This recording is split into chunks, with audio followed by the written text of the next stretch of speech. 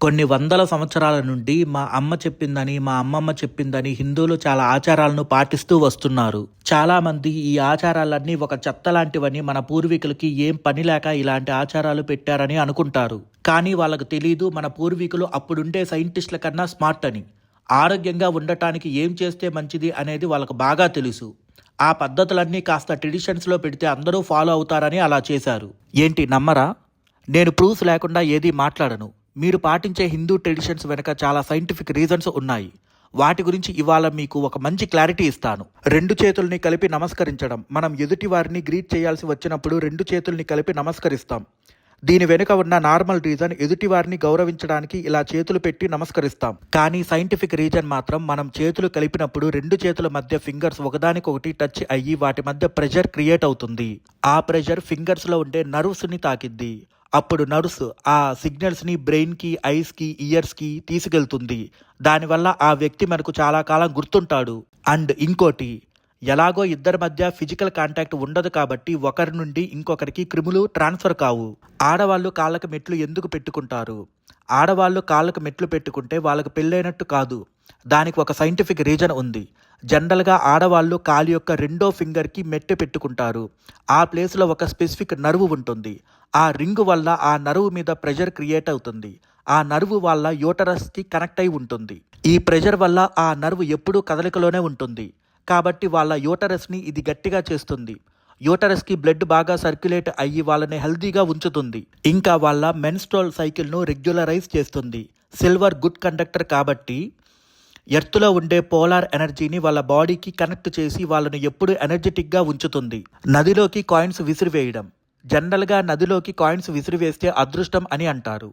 కానీ సైంటిఫిక్గా చెప్పాలంటే పాతకాలంలో చాలా వరకు కరెన్సీని కాపర్ మెటల్తో చేసేవాళ్ళు. ఇప్పుడుండే స్టెయిన్లెస్ స్టీల్ కాయిన్స్ కాదు. కాపర్ మెటల్ మన బాడీకి చాలా మంచిది. జనరల్గా మన బాడీకి కావాల్సిన కాపర్ మనం తాగే మంచినీటి నుంచి వస్తుంది. ఆ మంచినీళ్ళలో కాపర్ ఉండాలి కాబట్టి అలా నీళ్ళల్లో కాపర్ కాయిన్స్ వేస్తారు. సో ఇప్పుడు మీరు నీళ్ళల్లో వేసే స్టెయిన్లెస్ స్టీల్ కాయిన్స్ వల్ల ఎలాంటి ఉపయోగం లేదు. నుదుటి మీద కుంకుమ ఎందుకు పెట్టుకుంటాం? అసలు కుంకుమ దేంతో తయారు చేస్తారో తెలుసా? కుంకుమ ఒక న్యాచురల్ మెడిసిన్. దానిలో ఉండే కెమికల్స్ మన బ్రెయిన్ని అదుపులో పెట్టి కాన్సంట్రేషన్ లెవెల్స్ని పెంచుతాయి. అందుకే నుదుటి మీద కుంకుమ పెట్టుకుంటారు. టెంపుల్స్లో గంటలు ఎందుకుంటాయి? గర్భగుడిలోకి ఎంటర్ కాకముందే భక్తులు గంట కొడతారు. జనరల్గా అలా గంట కొడితే ఆ సౌండ్కి దెయ్యాలు మన దగ్గరికి రాకుండా దూరంగా పారిపోతాయని అంటారు. కానీ దీని వెనుక ఉన్న సైంటిఫిక్ రీజన్ మటుకు గంట చేసే శబ్దానికి మన మైండ్లో రన్ అయ్యే ఇతర విషయాలు ఏమైనా ఉంటే అవన్నీ ఆగిపోయి ఓన్లీ దేవుడి మీదే కాన్సంట్రేషన్ పెట్టడానికి సహాయపడుతుంది. ఆ గంట శబ్దానికి వచ్చే రీసౌండ్ అట్లీస్ట్ 7 సెకండ్స్ ఉంటుంది. కాబట్టి నెగిటివ్ థాట్స్ ఏమైనా ఉంటే అవన్నీ ఆగిపోతాయి. అప్పుడు ఫుల్ కాన్సంట్రేషన్ దేవుడి మీదే ఉంటుంది. అందుకే టెంపుల్స్లో గంట కొడతారు. మనం తినేటప్పుడు ఫస్ట్ హాట్ ఐటమ్స్తో స్టార్ట్ చేసి చివరగా ఏదైనా స్వీట్తో ఎండ్ చేస్తాం. కానీ ఎందుకు ఇలా చేస్తామో మీరు ఎప్పుడైనా ఆలోచించారా? హాట్ ఐటమ్స్ మన డైజెస్టివ్ సిస్టంలో ఉండే యాసిడ్స్ని ఎఫిషియెంట్గా ప్రొడ్యూస్ చేయడానికి సహాయపడతాయి. ఆ యాసిడ్స్ మనం తిన్నది బాగా డైజెస్టివ్ అవటానికి సహాయపడతాయి. ఆ రిలీజ్ అయిన యాసిడ్స్ ఎక్కువ రిలీజ్ కాకుండా కంట్రోల్ చేయడానికి చివరగా స్వీట్స్ తింటాం. గోరింటాకు చేతులకి కాళ్ళకి ఎందుకు పెట్టుకుంటాం? చేతులు కాళ్ళు అందంగా ఉండటం కోసం మాత్రమే కాదు. యాక్చువల్లీ గోరింటాకు ఒక ఆయుర్వేదిక్ మెడిసిన్ లాంటిది. పెళ్ళిళ్ళు చాలా స్ట్రెస్, హెడ్ఏక్, ఫీవర్స్తో కూడుకొని ఉంటాయి. పెళ్లి దగ్గర పడే కొద్దీ పెళ్లి కొడుకులో, పెళ్లి కూతుర్లో టెన్షన్, స్ట్రెస్, భయం పెరిగిపోతూ ఉంటాయి. అప్పుడు గోరింటాకు పెట్టుకుంటే ఆ స్ట్రెస్ నుండి రిలీఫ్ పొందుతారు. ఎందుకంటే గోరింటాకు బాడీని కూల్ చేసి నర్వ్ సిస్టమ్ని టెన్షన్ కలగకుండా చేస్తుంది. అందుకే మనం గోరింటాకు పెట్టుకుంటాం. కింద కూర్చొని మనం అన్నం ఎందుకు తింటాం? కింద కూర్చొని తిందామనేది డిసిప్లిన్ కాదు. దానికి కూడా ఒక సైంటిఫిక్ రీజన్ ఉంది. అలా కూర్చున్న పొజిషన్నే సుఖాసనం లేదా హాఫ్ పద్మాసనం అని అంటారు. అలా కూర్చున్నప్పుడు డైజెస్ట్ చేయాలని బ్రెయిన్కి ఆటోమేటిక్గా సిగ్నల్ వెళ్తుంది. మనం తిన్నది బాగా డైజెస్ట్ అవుతుంది. అందుకే మనం కింద కూర్చొని తింటాం. తలని నార్త్ డైరెక్షన్లో పెట్టి ఎందుకు పడుకోకూడదు? అలా పడుకుంటే మన పెద్దవాళ్ళు దెయ్యాన్ని ఇండైరెక్ట్గా మన దగ్గరికి రమ్మన్నట్లే అంటారు. కానీ దీని వెనుకున్న సైంటిఫిక్ రీజన్, ఎర్త్ చుట్టూ ఒక పెద్ద మ్యాగ్నెటిక్ ఫీల్డ్ ఉంటుంది. మన బాడీ కూడా heart and flow of blood వల్ల ఒక మ్యాగ్నెటిక్ ఫీల్డ్ ఉంటుంది. మన హెడ్ని నార్త్ డైరెక్షన్లో పెట్టి పడుకుంటే ఎర్త్ మ్యాగ్నెటిక్ ఫీల్డ్కి మన బాడీ మ్యాగ్నెటిక్ ఫీల్డ్ అసిమెట్రిక్ అవుతుంది. అప్పుడు బ్లడ్ ప్రెషర్ ప్రాబ్లం వస్తుంది. దానివల్ల మన గుండె ఎక్కువ వర్క్ చేయాలి. అందుకే తలని నార్త్ డైరెక్షన్లో పెట్టి పడుకోకూడదు.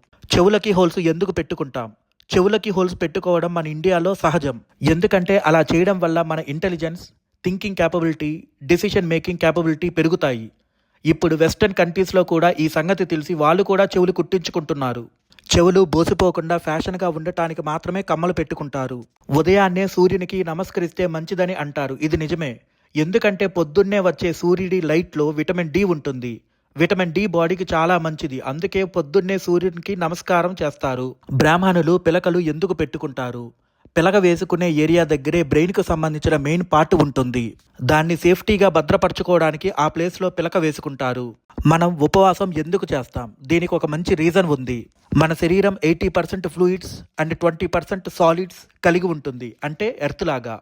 రోజు తింటూ ఉంటే అది డైజెస్ట్ అయ్యేటప్పుడు మన కడుపులో కొన్ని టాక్సిక్ మెటీరియల్స్ రిలీజ్ అవుతాయి. అప్పుడు కొంత డైజెస్ట్ అవ్వకుండా మిగిలిపోతుంది.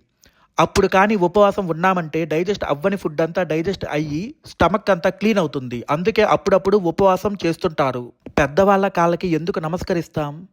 మనం కాళ్ళకి నమస్కరించేటప్పుడు ఏం చేస్తాం? మన చేతులతో పెద్దవాళ్ళ కాళ్ళని తాకుతాం.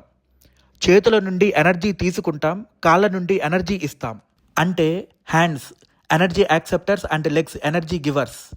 అలా చేతులతో పెద్దవాళ్ళ కాళ్ళని తాకినప్పుడు వాళ్ళ హార్ట్ అండ్ బ్రెయిన్ ఈ స్పర్శ తెలిసి వాళ్ళ నుండి పాజిటివ్ థాట్స్ ఎమిట్ అవుతాయి. అప్పుడు వాళ్ళలో ఉండే ఎనర్జీ వాళ్ళ కాళ్ళ ద్వారా మనకి ట్రాన్స్ఫర్ అవుతుంది. అందుకే పెద్దవాళ్ళ కాళ్ళకి నమస్కారం చేస్తాం.